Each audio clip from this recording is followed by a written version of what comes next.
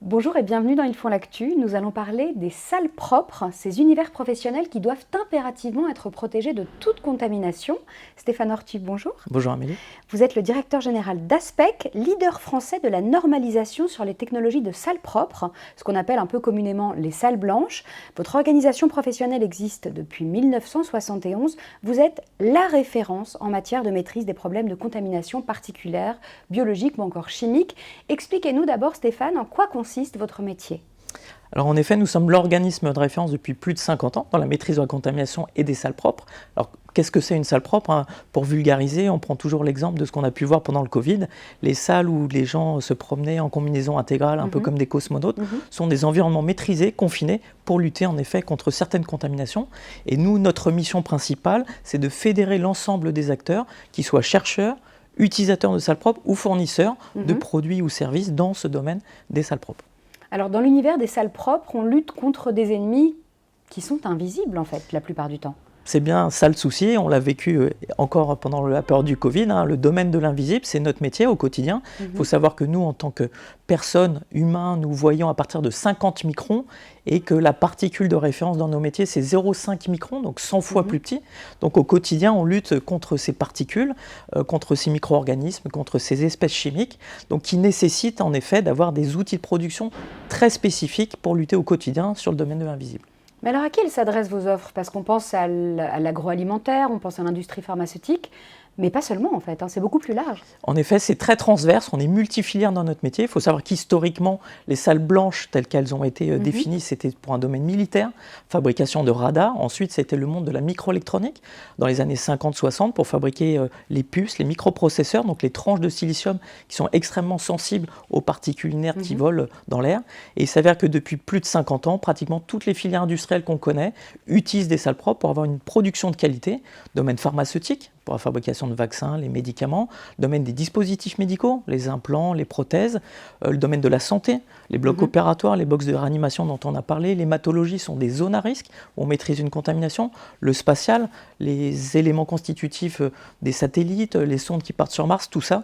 Et on a pratiquement une douzaine de filières microélectroniques, optiques, mécaniques qui utilisent des salles propres au quotidien. En fait, presque tous les secteurs sont concernés à un moment ou à un autre dès qu'on veut maîtriser une contamination, tout à fait. Alors, quel type de prestations est-ce que vous pouvez proposer? Alors nous avons une démarche globale en tant qu'organisme de référence.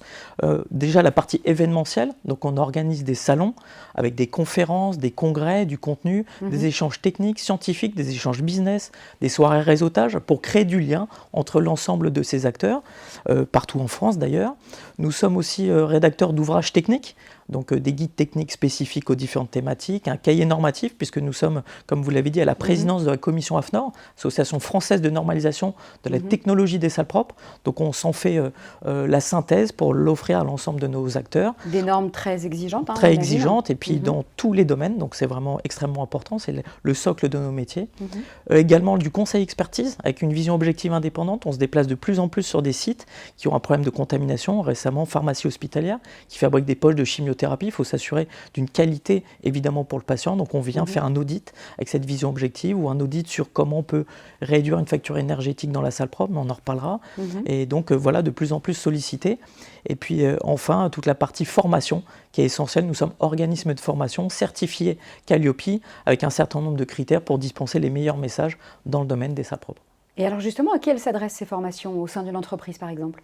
Alors on a 3 axes qui s'articulent autour de la formation. Une formation diplômante en partenariat avec l'université Paris Diderot qui permet de certifier la métrologie des salles propres, donc comprendre comment une salle propre est opérationnelle et fonctionne correctement. Des formations qu'on appelle internes, donc des formations qui sont dispensées dans nos locaux, donc nos locaux à Paris, avec une mini salle propre construite pour l'occasion, pour faire des ateliers pratiques.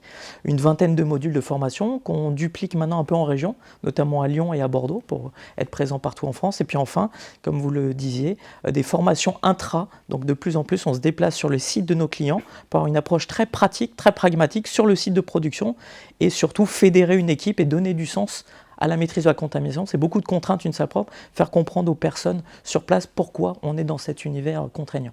Vous parliez tout à l'heure du Covid. Il y a eu un effet Covid justement dans la prise en compte finalement de ces enjeux de salles propres et Tout à fait, risques de contamination? On s'est rendu compte de 2 évolutions notables dans nos métiers. Déjà, le terme de maîtrise de la contamination, que nous, on défend depuis plus de 50 ans dans nos différents univers. Beaucoup entendu. Pendant 2 ans, médias, télé, radio, on entendait maîtrise de la contamination au quotidien. Donc ça nous a rappelé l'importance de notre métier.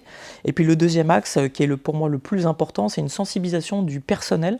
Donc les personnes à titre individuel s'intéressent davantage à la contamination, qu'est-ce qu'un virus, comment on contamine l'autre, la contamination croisée, la contamination aéroportée. Et pourquoi c'est important pour nous? Il faut savoir que le personnel est la principale source de contamination dans une salle propre. Si on prend un exemple concret, ici, comme nous sommes assis, on génère respectivement 100 000 particules de 0,3 microns par minute, respectivement, 100 000 particules, alors que dans un bloc, on n'en veut pas plus de 3 000. Donc si les gens n'ont pas conscience de ça, ils n'ont pas le comportement adapté, la tenue adaptée dans un environnement contraignant, alors on va prendre un risque sur notre patient ou notre produit à risque. Bien sûr, et on le comprend. Il y a un sujet d'actualité en ce moment qui mobilise vraiment tous les professionnels des univers de salles propres. Vous pouvez nous en parler? Le sujet d'actualité, il est lié à la hausse tarifaire de l'électricité, dont on parle beaucoup en ce moment. Et il faut savoir que les installations de traitement d'air pour assurer une qualité d'air suffisante dans une salle propre, c'est extrêmement énergivore, 24 heures sur 24, 7 jours sur 7, des systèmes de filtration, de régulation qui coûtent très cher.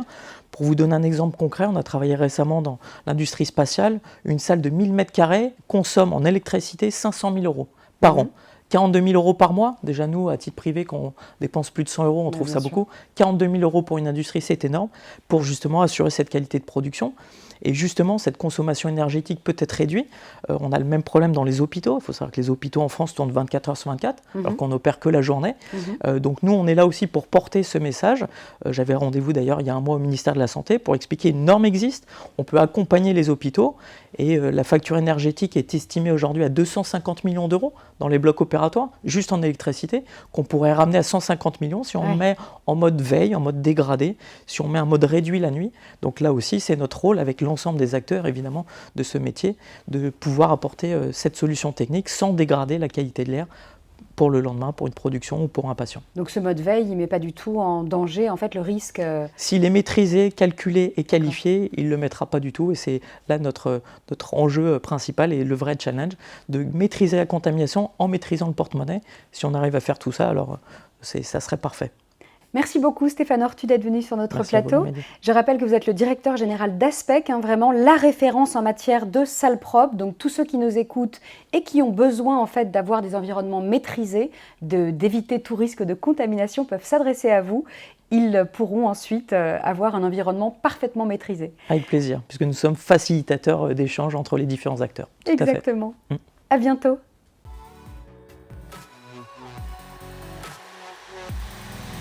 Mm-hmm.